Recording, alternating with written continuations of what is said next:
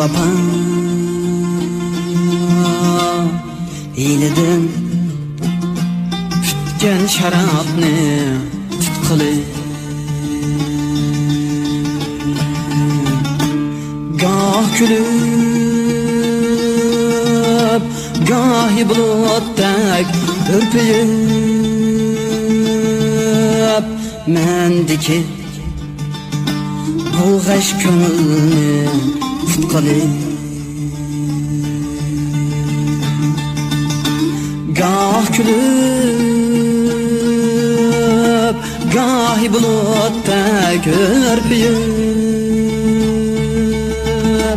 mendeki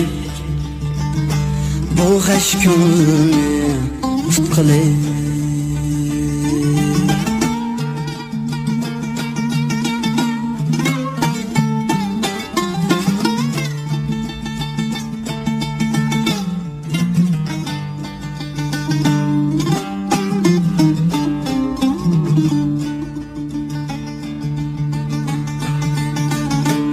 ya meni qo'ymoqchimisan mast qilib tüp-tüz mangan yo'limga qasd qilib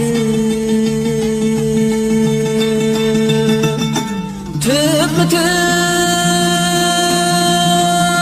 mangan yo'limga qasd qilib Çiyen bahar bergey hakikat bir küne Meyli sen görset boyunni pes qilib Çiyen bahar bergey hakikat bir küne Meyli sen görset boyunni pes qilib